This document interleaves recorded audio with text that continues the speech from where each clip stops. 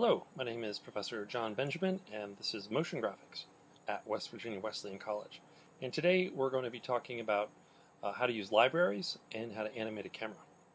All right, let's begin. So as usual, let's create a new project. So I've got an untitled project here, and you want to go ahead and save it. And go ahead and make sure you do that, and then go ahead and create a new comp. And we'll call this main comp.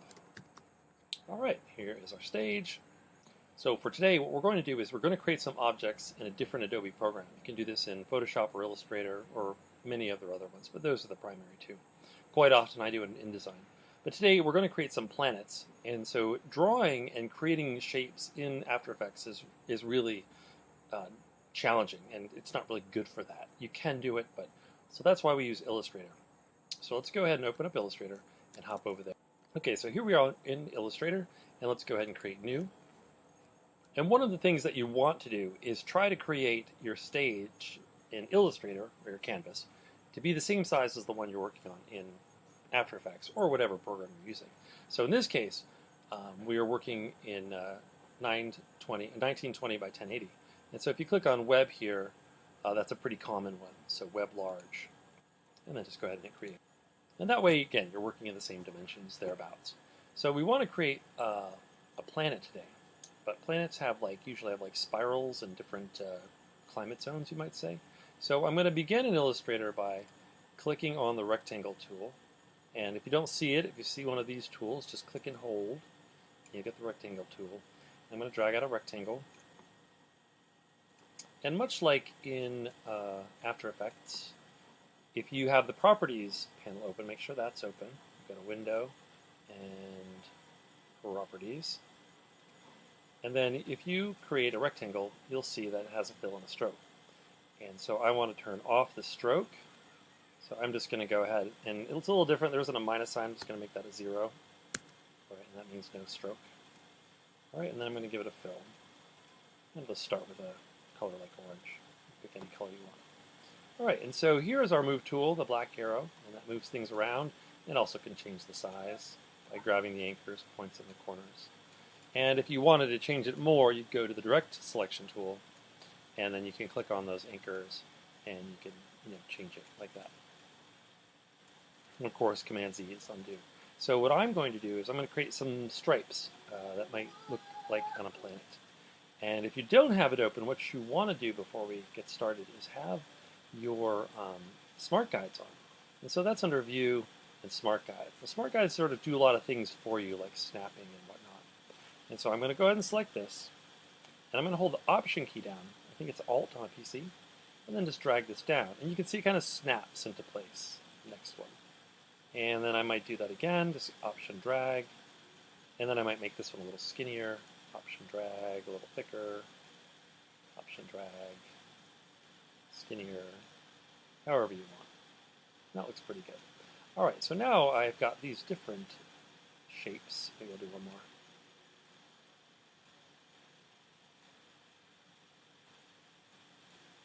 All right, and I need to kind of make them different colors. So I'm going to select this group here, and I'm going to select Fill, and let's go ahead and make them a lighter orange. All right, so there we go. Okay, and then I'm just going to go ahead and this is a lasso select, by the way. I click up here and I drag, and that selects the whole group. Next thing I'm going to do is, well, actually, let's go ahead and make 3 planets. So I'm going to duplicate this. You can copy and paste. That's one thing, Command-C, Command-V. Or what I like to do is just Option drag, and that duplicates it. Okay, I'm going to make this one a little smaller, and this one a little smaller. And I just lasso selected, and then I grab the corner. All right, so we're going to make these different colors. So I'm going to go ahead and select all of it, and go to Fill, and make it light blue. I'm just going to select these. Every other one here, go to Fill, and make that another color blue. All right, same thing here, select all, Fill, let's make it purple, and then I'm going to select every other one. Oh, and I do that by holding the Shift key. So click and select, and let's make that a lighter purple.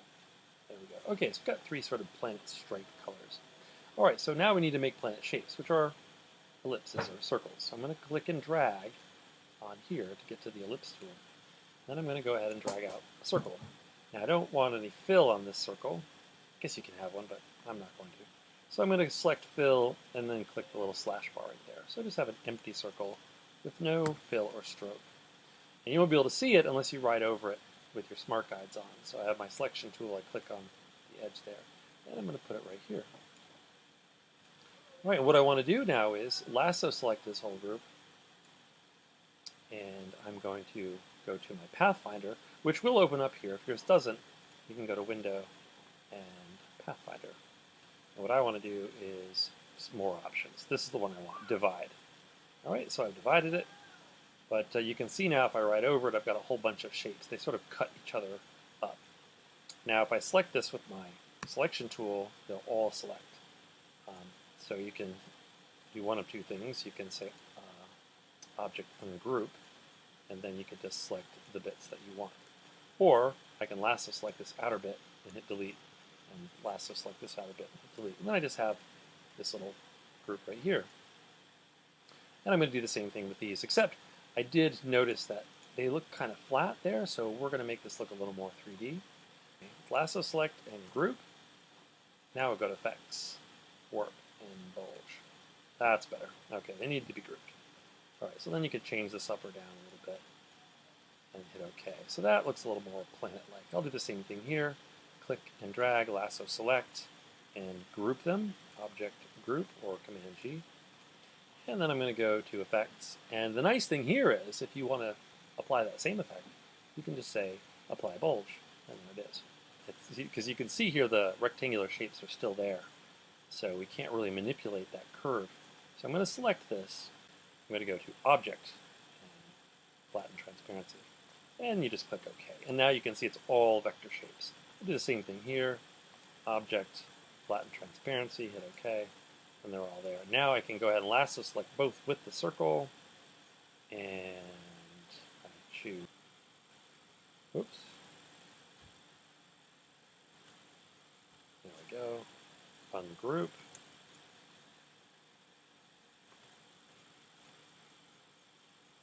Alright, so now I've created these three delightful little planets here, and I want to bring them into After Effects. Now there's several ways we can do this. You can just save it and then import. That works great, but now Adobe has this wonderful library tool here. And so what we need to do first is pick a library or create a library. But I want to come down here and say create a new one. And so I'm going to call these just, we'll call it planets. It's not a very great description, but we'll know what it is. And create. Oh, didn't spell it right. Oh, and that is a library, but now we want to create a group. Okay, so it's not grouped. We want to create a group. So I'm just going to go ahead and call this Vector Objects. And we probably should recall this, rename these as well. I right-clicked on there, and we'll just call this Purple Planet. And then I'm going to go ahead and lasso select this one, drag it in there, and we're going to call that Blue Planet. Lasso select, and drag it in, and rename. All right, so there they are. They're in the Planets D group, and they're vector objects. Okay, great. So let's hit save. Save this in the library. So I'm going to come back over to After Effects here, and I have my library open. So I want to go ahead and view by group, and I want to choose Planets D. All right, and then they are. Very exciting.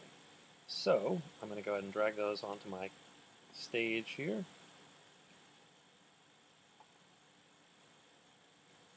Excellent. Okay, but now I also want to have a background that looks like stars. All right, so I'm going to go ahead and get to the internet and get an image of stars, which I'll provide for you in Canvas, or you can get your own.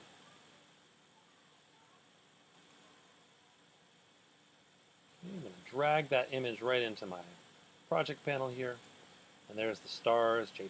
So drag that right there. All right, that looks much better. They really look like planets now. Okay, and I want stars to kind of stay where it is. I'm going to go ahead and lock it. All right, very good. And now we're going to create a camera. So we're not going to animate these planets, we're going to animate a camera. All right, so we're going to go to Layer and New Camera. And you can do a 1 or a 2-node camera. It's easier to start with a 1-node camera. You can give it its own name and change the zoom length, focal length. We're just going to leave all those there. And here it says camera and lights do not affect 2D layers. So this is true. They only affect 3D layers. So I'm going to move the camera to the bottom. And that's what we're going to have to do. We're going to have to make the camera, pardon me, not the camera. We're going to have to make all these objects 3D. So right here's the 3D switch. So let's go ahead and do that.